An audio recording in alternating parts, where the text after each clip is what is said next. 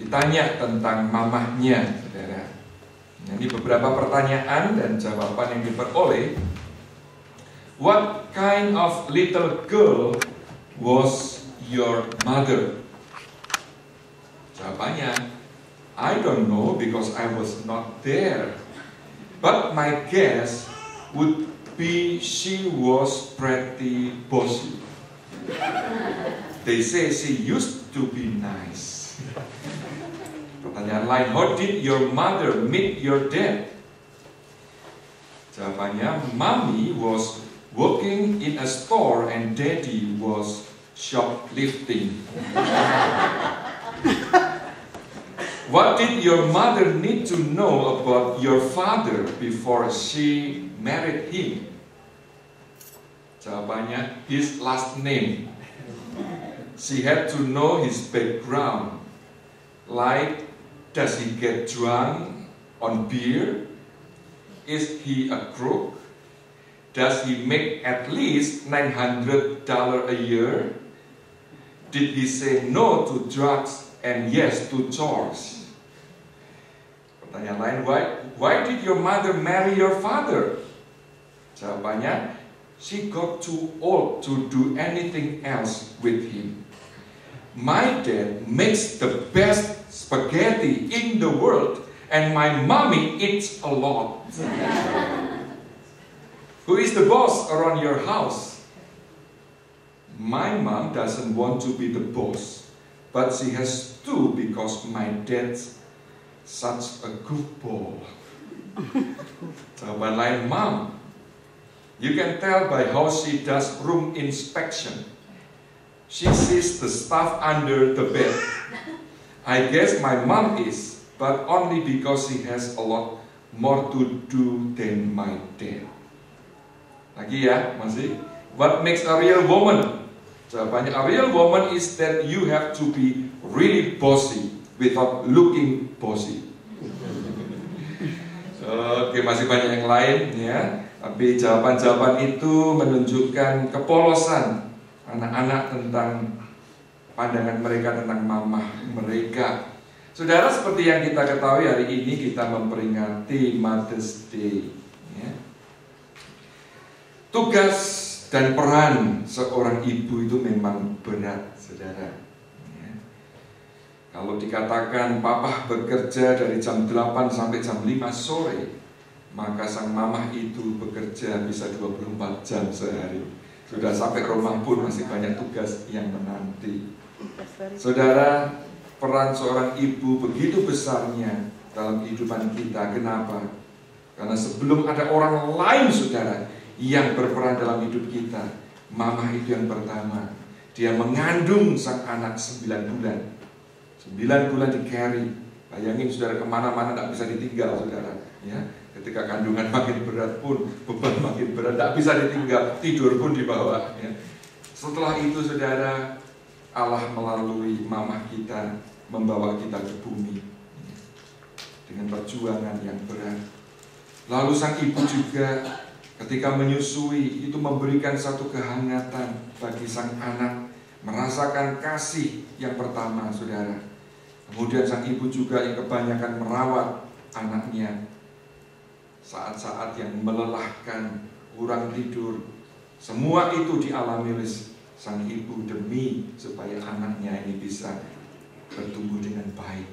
Belum ketika anaknya mulai sekolah, tetap tugas seorang ibu berlanjut bahkan sampai sang anak SMA pun, bahkan yang sudah kuliah pun, saudara, tidak berarti tugas mama itu selesai. Nah, saudara, hari ini tugas ibu memang makin berat ya, karena ada begitu banyak pressure, tugas-tugas yang harus dikerjakan, maupun juga tekanan karena perubahan di masyarakat.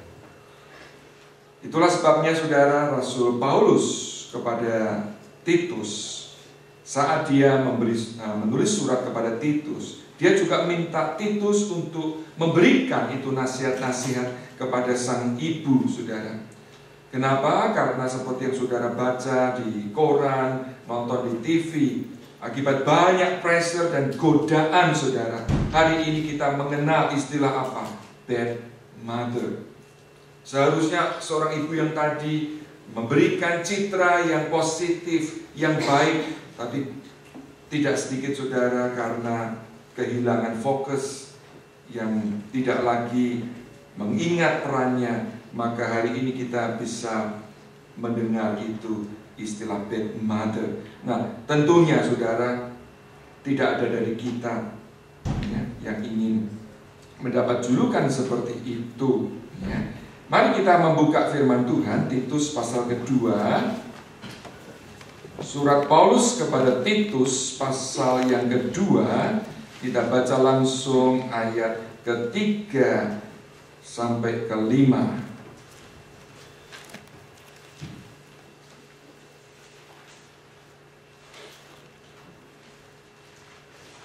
Titus 2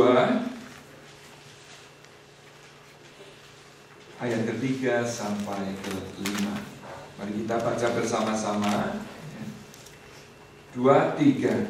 Demikian juga perempuan-perempuan yang tua, hendaklah mereka hidup sebagai orang-orang beribadah. Jangan memfitnah, jangan menjadi hamba anggur, tetapi cakap mengajarkan hal-hal yang baik. Dan dengan demikian mendidik perempuan-perempuan muda mengasihi suami dan anak-anaknya, hidup bijaksana dan suci, rajin mengatur rumah tangganya, baik hati dan taat kepada suaminya, agar firman Allah jangan dihujat orang. Mari kita berdoa. Tuhan, firman-Mu sudah kami baca, tolong Tuhan bantu kami, baik kami sebagai ibu, sebagai wanita, maupun sebagai pria sekalipun, kami boleh belajar sesuatu dari firman-Mu pada siang hari ini. Terima kasih Bapa, urapi baik hamba-Mu di sini, Saudara Peter Saputo, tren dengan youth, guru-guru sekolah minggu, dan hamba Tuhan di mana-mana. Saat memberitakan firman-Mu Tuhan, urapi kami semua. Tolong kami untuk menyampaikan apa yang benar. Terima kasih. Dalam nama Tuhan Yesus kami berdoa. Amin. Saudara, Titus melayani di kota yang disebut Kreta.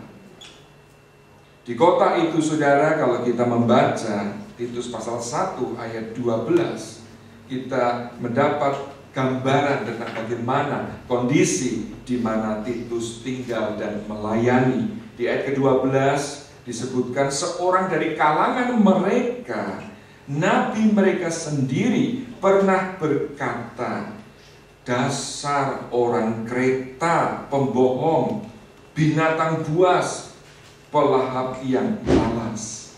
Saudara, dengan background seperti ini kita mendapat gambaran bahwa para istri, kaum ibu atau kaum wanita itu menghadapi pressure. Karena apa? Lingkungan mereka itu liberal, lingkungan mereka hidup dengan lifestyle yang tidak benar, mereka tidak mengenal nilai-nilai kebenaran, kejujuran. Nah, itulah sebabnya, saudara, ketika Rasul Paulus menulis surat kepada Titus, Rasul Paulus juga mendorong Titus supaya menasihati kaum perempuan di sana.